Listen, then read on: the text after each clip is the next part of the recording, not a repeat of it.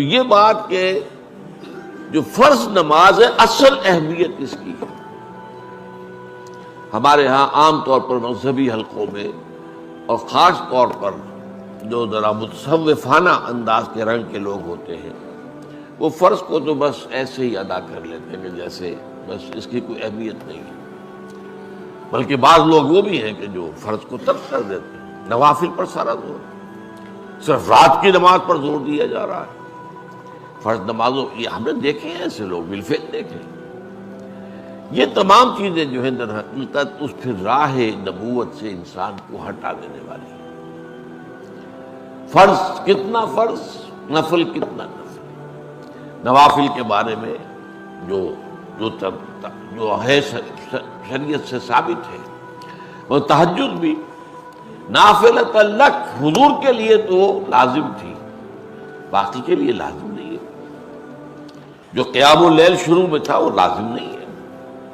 ہاں رمضان مبارک میں اس کی تشویق ہے، ترغیب ہے، وہ خاص ایک مہینہ ہے، اس میں دن میں کھانا پینا جو ہے وہ حرام کیا گیا، تو رات کو 2/3 رات یا 1/3 کم سے کم 1/3 رات جاگو اللہ کے قرآن کے ساتھ، اللہ کی کتاب کے ساتھ۔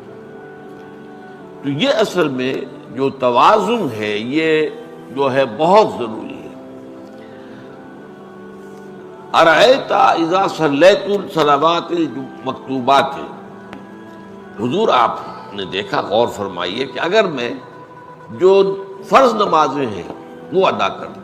اب مثلا ایک حدیث مجھے اور یاد آئی، فرض نماز کی اہمیت کو بیان کرنے کے لیے حضور نے فرمایا جس شخص نے عشاء کی نماز بھی جماعت کے ساتھ ادا کی اور پھر فجر کی نماز بھی جماعت کے ساتھ ادا کی، اس کے لیے پوری رات کا قیام لکھ دیا جائے گا۔ فرض کی یہ اہمیت ہے۔ تو اذا صلیت المکتوبات صلوات المکتوبات وصمت رمضان، اور میں روزہ بھی رمضان کے روزے رکھ دوں، باقی روزہ رکھنا آپ کی مرضی پر ہے، رکھیں ٹھیک ہے، لیکن وہ جو لازم نہیں ہے۔ نجات کے لیے لازم جو بیس لائن ہے وہ جو عبادات فرض ہے، اس کے بعد جتنا آدمی اضافہ کر سکے، حالات کو بھی دیکھیں۔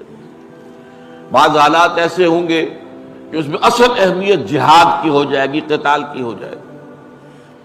اب ایسا حال بھی ہو سکتا ہے کہ اسلامی نظام قائم ہے، اسلامی حکومت قائم ہے، نظام خلافت قائم ہے، تو اب قتال کا معاملہ جو وہ حکومت کے ذمہ ہے، حکومت انتظام کرے گی۔ اگر کہیں 10,000 آدمی چاہیے، 10,000 آدمی نکل آئے چل جانے کے لیے، تو باقی آرام سے گھر میں سوئیں یا نوافل پڑھیں، ساری رات کھڑے رہے، ٹھیک ہے، یہ تقرب بالنوافل کا موقع ہوگا۔ لیکن اگر اللہ کا دین جو ہے وہ مغلوب ہے، پامال ہے، اسے پاؤں تلے رودا جا رہا ہے، شریعت کی دھجیاں بکھیری جا رہی ہیں، عوامر کا استہزاء ہو رہا ہے، اور جو منکرات ہیں ان کی تبلیغ ہو رہی ہے، اس وقت آدمی نوافل میں لگا رہے، وہاں تو فرض ہو جائے گا امر بالمعروف نہی عن المنکر، جہاد، اس کی جو بھی تقاضے ہوں، اس وقت سارے تقاضے اس کو بیان کرنے کا موقع نہیں ہے، اس اصل شے وہ ہوگی۔